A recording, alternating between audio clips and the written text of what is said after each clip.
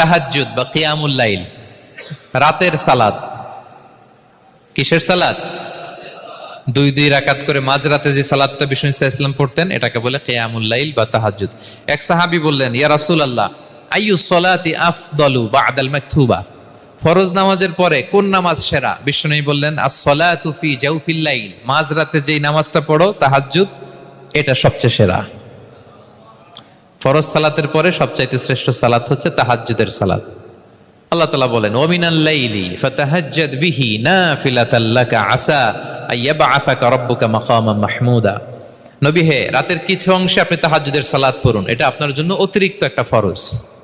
এটা বিষ্ণু সাল্লাল্লাহু আলাইহি ওয়াসাল্লামের জন্য ফরজ ছিল, অতিরিক্ত ফরজ, নাফিলাতান লাক।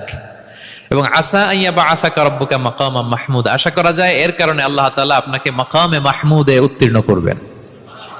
মাকামে মাহমুদ হচ্ছে এমন একটা স্পেশাল জায়গা, একটা মাকাম, যেই জায়গায় দাঁড়িয়ে বিষ্ণু সাল্লাল্লাহু আলাইহি ওয়াসাল্লাম আমাদের জন্য সুপারিশ করবেন। মাকামে মাহমুদে দাঁড়িয়ে বিষ্ণু সাল্লাল্লাহু আলাইহি ওয়াসাল্লাম আমাদের জন্য সুপারিশ করবেন। তাই আমরাও যারা তাহাজ্জুদের সালাত আদায় করবো, আমাদেরকে এরকম মাকামে মাহমুদ মানে সুউচ্চ মর্যাদার আসনে আল্লাহ তাআলা নিয়ে যাবেন। যারাই তাহাজ্জুদ পড়ে তাদের মর্যাদা বাড়িয়ে দেয় কে? এই নামাজটাকে আল্লাহ এত পছন্দ করেন কেন? এর কারণ, এটা এমন সময় পড়া হয় যে সময় দুনিয়ার সবাই ঘুমায়। দুনিয়ার সবাই কি করে? নিঝুম নিস্তব্ধ রাত, আপনি উঠে ওযু করে নামাজ পড়তেছেন, তখন আপনি ঘুমান না, আপনি তখন আল্লাহর রঙে রঙিন হতে চান, কারণ আল্লাহও ঘুমায় না। সুবহানাল্লাহ পড়েন। আল্লাহ বলে, লা তাখুযুহু সিনাতু ওয়ালা নাওম, never the sleep nor the slumber overtakes me. আমি আল্লাহর ঘুম তো আসে না, ঘুমের আগে যে তন্দ্রা আসে ওইটাও আসে না। আরবিতে স্বাভাবিক ঘুমকে বলে নাওম। আওয়াজ করে বলেন তো, ঘুমের আরবি কি? নাওম। আর ঘুমের আগে যে একটা ডোজি ডোজি ভাব আসে, ঝিমুনি আসে, এটাকে বলে সিনা। এটার কি বলে?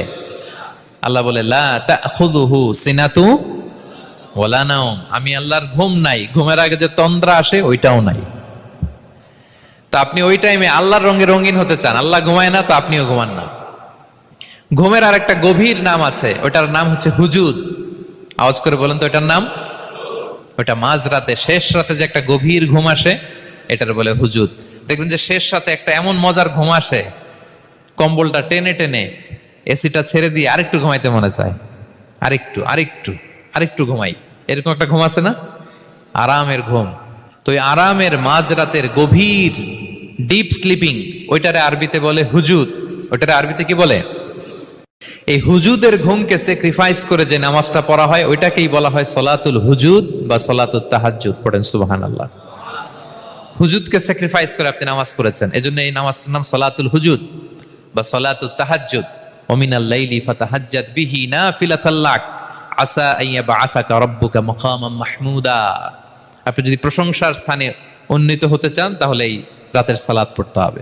বিষ্ণু সাল্লাল্লাহু আলাইহি ওয়াসাল্লাম বলেন, আদ-দুআউ মুখুল ইবাদা, দোয়া হচ্ছে ইবাদতের নির্যাস। দোয়া কি? ইবাদতের নির্যাস। এবং আল্লাহর কাছে চাইলে আল্লাহ খুশি হয়, না চাইলে আল্লাহ বেজার হয়। ইন্টারেস্টিং না ব্যাপারটা? আর দুনিয়াতে বারবার চাইলে খুশি হন আপনি। একটা বিষয় নিয়ে একজনের কাছে গেলাম, ভাই একটু বিপদে পড়ছি, একটু হেল্প করেন, করলো।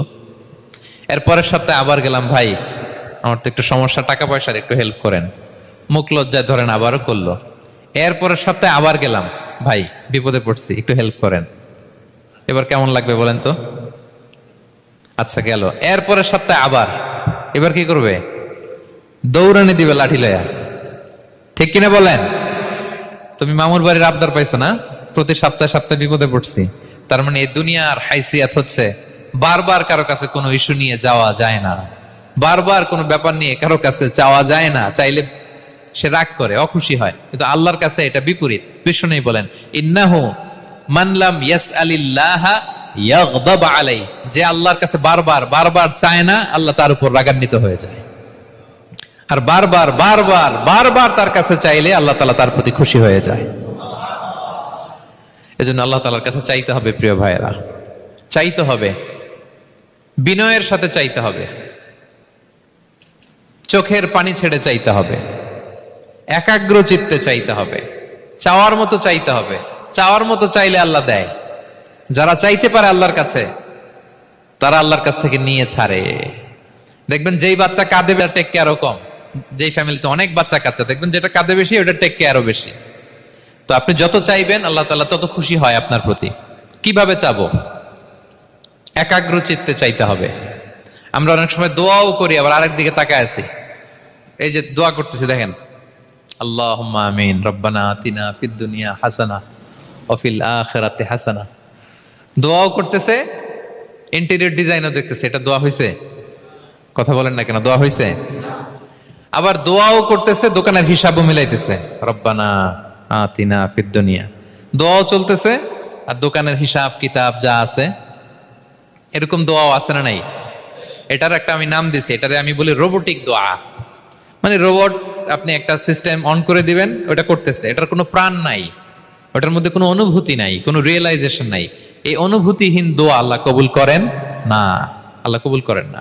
আপনার দোয়ায় প্রাণ থাকতে হবে, এখানে আপনার ধ্যান থাকতে হবে, মন থাকতে হবে, আপনার আকুতি থাকতে হবে, চাওয়ার মতো আল্লাহর কাছে চাইতে হবে। কিভাবে চাবেন? বিনয়ের সাথে চাবেন, আর ইয়াকিন রাখবেন আমার দোয়া আল্লাহ কবুল করবেই। উদুল্লাহ ওয়া আনতুম মুকিনুনা বিল ইজাবা, এমন ভাবে আল্লাহর কাছে চাও যে তুমি নিশ্চিত আমার দোয়া আল্লাহ কবুল করবেনই। আপনি নিশ্চিত হইলে আপনার দোয়া কবুল হয়ে যাবে। নিজেকে ছোট করে চাইবেন। ফাসআলুল্লাহ বিবুতুনি আকুফিকুম, বিষ্ণু বলেন তোমাদের হাতের তালুগুলো উপরের দিকে, ভিক্ষুকরা যেমন চায় স্যার 2 দিনে, এরকম হাতের তালুগুলো উপরের দিকে করে ভিক্ষুকের মতো আল্লাহর কাছে চাও। হাত তুলে চাও, হাত না তুলেও দোয়া করা যায়, হাত তুলেও করা যায়, কিন্তু বিষ্ণু বলেন হাত তুলে চাও। কারণ ইন্নাল্লাহা হাইয়ুন কারীম, আল্লাহ বড় লাজুক এবং লজ্জাশীল। বান্দা যখন হাত তুলে ভিক্ষুকের মতো কিছু চায়, ওই হাত খালি হাতে ফিরিয়ে দিতে আল্লাহ লজ্জা লাগে। খালি হাতে ফিরিয়ে দিতে আল্লাহ লজ্জা পান। হাত তুলে চাইবেন। দোয়াতে আল্লাহর নামগুলো ধরে ধরে ডাকুন, ইয়া আল্লাহ, ইয়া রহমান, ইয়া রহিম, ইয়া হাইয়ু, ইয়া কাইয়ুম বিরহমাতিকা আস্তাগীথ। আল্লাহ নাম ধরে ধরে চান, ওই দোয়া আল্লাহ কবুল করবেন। বিশ্বনবীর উপর দুরূদ পড়েন, যে বিশ্বনবীর উপর দুরূদ পড়ে না ওই দোয়া আল্লাহর কাছে কবুল হয় না, এটা আকাশে পেন্ডিং থাকে। কুল্লু দুআ মুআল্লাক মাহজুব বাইনাস সামাই ওয়াল আরদি মা লাম ইউসাল্লা আলাইয়া। বিষ্ণু বলেন সব দোয়া আকাশে পেন্ডিং থাকে যতক্ষণ না আমার উপর দুরূদ পড়া না হয়। মোবাইলে দেখবেন ব্যালেন্স না থাকলে মেসেজ পাঠালে কি হয়ে থাকে, ওইটা পেন্ডিং, আবার টপ আপ করলেই সেন্ট। তা আপনি যে বলেন হুজুর আমার দোয়া কবুল হয় না, কেন হয় না বলছেন এবার? হ্যাঁ, নবীর উপর দুরূদ পড়েন নাই তো। আল্লাহুম্মা সাল্লি ওয়া সাল্লিম ওয়া বারিক আলাই। শুরু করবেন বিশ্ব নবীর উপর দুরূদ দিয়ে, মাঝেও পড়বেন, শেষেও পড়বেন, আগেও পড়বেন, পরেও পড়বেন। আপনার দোয়া কবুল করবে কে? একাগ্র চিত্তে চাইতে হবে আল্লাহ তাআলার কাছে। ইফতারির আগে দোয়া কবুল হয়, দোয়া করবেন। বৃষ্টি যখন পড়ে দোয়া কবুল হয়, দোয়া করবেন। আর দুআউ মুস্তাজাবা বাইনাল আযানি ওয়াল ইকামা, আযান ইকামতের মাঝখানে দোয়া করলে দোয়া কবুল হয়। আম্মা আব্বা দোয়া করলে দোয়া কবুল হয়। হজ থেকে যে রিসেন্ট ফিরে আসছে তার কাছে যে দোয়া চাবেন, দোয়া করলে দোয়া কবুল হয়। খাতমুল কোরআনের পরে দোয়া করলে ওই দোয়া কবুল হয়। মাজলুম দোয়া করলে ওই দোয়া আল্লাহ ফেরায় না। আমরা যেন বেশি বেশি দোয়া করি। বিষ্ণু ইসা ইসলাম দীর্ঘ সময় এই কিয়ামুল লাইলটা করতেন। সেজদায় কত লম্বা ছিলেন এটা তো একটু আগেই বললাম। কত লম্বা ছিল? এক একটা সেজদায় 50টা কোরআনের আয়াত তেলাওয়াত করা যায়, এত লম্বা সময় তিনি সেজদায় থাকতেন। সুবহানাল্লাহ। আর কত দাঁড়িয়ে থাকতেন এটার বলে লাভ নাই। দাঁড়িয়ে থাকতে থাকতে থাকতে থাকতে হাত ধরে যেত, এরপরে হাত ছেড়ে দিতেন, তারপর কোরআন তেলাওয়াত করতেছেন। আবার একটু ভাল লাগলে আবার হাত বাঁধতেন। দাঁড়িয়ে থাকতে থাকতে থাকতে থাকতে হাত্তা তাতাফাত্তারা কদামা, পা দুইটা ফুলে এরকম মোটা হয়ে যেত। আম্মা জান আয়েশা বলতেন, ইয়া রাসূলুল্লাহ কদ গুফিরা লাকা মা তাকদ্দামা মিন যামবিকা ওয়া মা তাআখার। আপনার তো এমনিই গুনাহ নাই, কিন্তু আল্লাহ ঘোষণা দিয়েছে আপনার আগের পরের সব গুনাহ মাফ। তা আপনার কোনো গুনাহই নাই, আপনি এত কষ্ট কেন করেন? বিষ্ণু বলেন, ইয়া আয়েশা আফালা আকুনা আবদান শাকুরা, আমি কি শুকরগুজার বান্দাদের অন্তর্ভুক্ত হতে চাইবো না? আমি কি আল্লাহর শুকরগুজার বান্দা হতে চাইবো না? আল্লাহ আমাকে ক্ষমা করেছেন ঠিকই, কিন্তু আমার তো কিছু দায়িত্ব আছে। আমি কি নিজেকে সর্বোচ্চ ভাবে আল্লাহর কাছে পেশ করব না? সারা রাত দাঁড়িয়ে বিষ্ণু ইসলাম এরকম কিয়ামুল লাইল করতেন। আপনারা পড়েন তো নাকি? পড়বেন প্রিয় ভাইরা। যদি নিজের সম্মানকে আল্লাহর কাছে উচ্চে তুলে ধরতে চান,